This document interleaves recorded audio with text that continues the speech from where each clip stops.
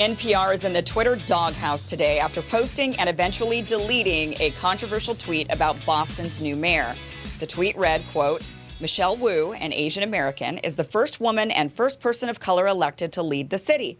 While many are hailing it as a turning point, others see it as more of a disappointment that the three black candidates couldn't even come close.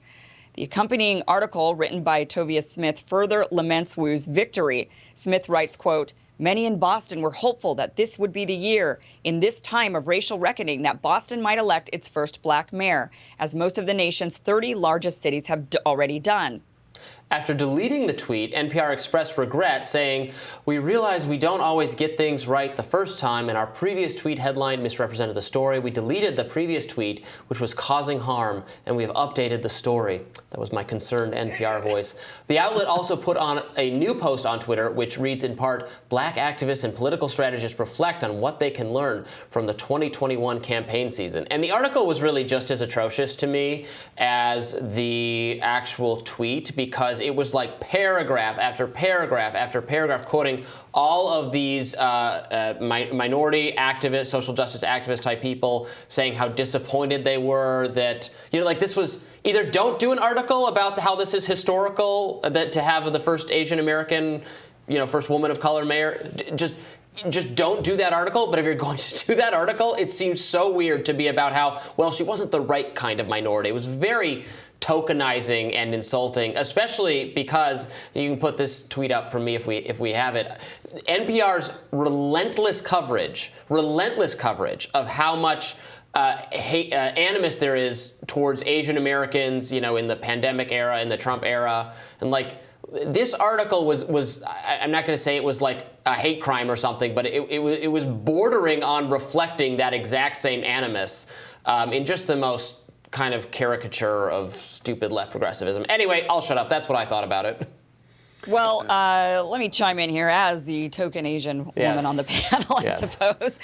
Kim, we're very disappointed though that you're not a different race. That's I mean, clearly, yes. And that's really the problem with what NPR was saying, right? And that's the exact problem with what they put out there. Now, what I find interesting is they said that the original tweet caused harm, and I'm trying to figure out who the original tweet caused harm to, because if anything, the follow-up tweet caused harm, if there was harm to be had. I mean, the first tweet says, they obviously somewhat congratulate and celebrate the fact that Boston got its first Asian American mayor. But then they say, but, some people are not so happy about it. And then they erased her completely in the second tweet. So I'm sitting here thinking, how did the first tweet cause harm when the second tweet you erased the Asian American woman's accomplishment, like as if it just didn't happen? Instead, you're like, well, anyway, we're really upset that these other people didn't win because you're not a person of color enough.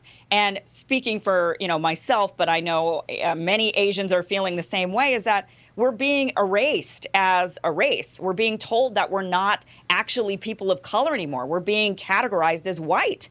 And that's not true, right? I mean, I'm half, so I guess you could kind of say that about me. But most people that are, fully Asian are not white at all.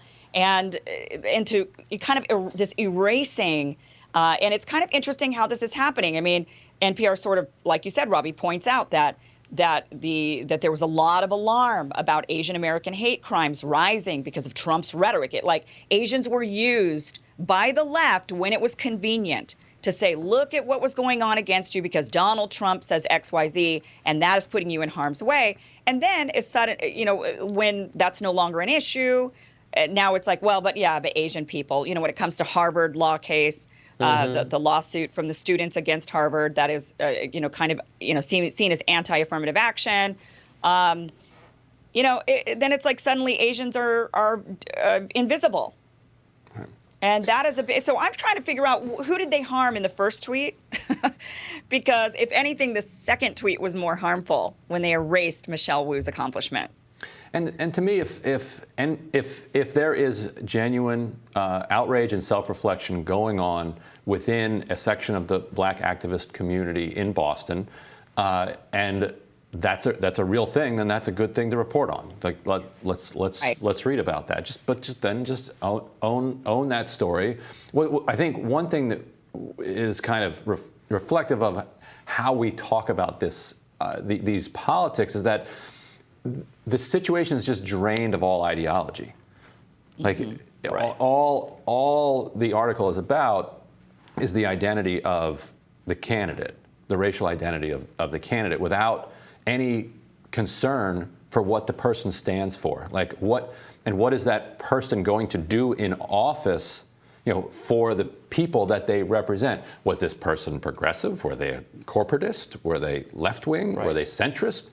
What are Michelle Wu's views on how people of color should be treated, or the issues that matter to the people who are complaining in this article? And I think you'd find they're probably very, very, very progressive. Yes, Boston probably just elected its most progressive mayor ever. Yeah. In an election cycle that was very bad for progressives. Maybe that would be interesting, but that was not what was interesting to NPR. Insider's Josh Barrow also took issue along the lines similar to what I described with NPR's rudimentary fixation on race, saying in part, Wu is the first woman and first Asian American person elected to lead Boston. She's also a progressive who won on an ideological campaign in a cycle when the left did not do so great in lots of other cities. Those both seem like more interesting angles than, quote, she's not black, which I agree with. My friend Katie Herzog, who's a kind of leftist dissident, well, now she's a podcaster. She jokes frequently on Twitter that she always tries to guess when the NPR story comes on how soon it will turn to being about race. That's the only way NPR knows how to talk about any story now, is through a very kind of surface level examination of skin color. Yeah, and that's really unfortunate. I mean, just like Josh points out, I mean, first woman, first Asian American woman, very, very progressive. You would think that she'd be championed, like she would be the next member of the squad. But what's happened? No one's even talking about her. I mean, it's just, One of the squad members, Ayanna Pressley, is from Boston, and her, her election there to represent Boston in Congress was historic. And Boston has an extraordinarily fraught relationship with race, to put it mildly. So there's a lot interesting there, but to just boil it down to just that question, drained of all ideology or politics, doesn't seem to be showing any interest in what actual voters, like the people listening to NPR, are interested in. Well, we'll see what happens when Michelle Wu eventually maybe runs for Congress, does join this squad, and then we'll see if they actually give her any attention at that point. We'll see. Presley probably has that seat for life, although maybe she's 15 years older than she's like 20 years older than Wu. Wu's like 36.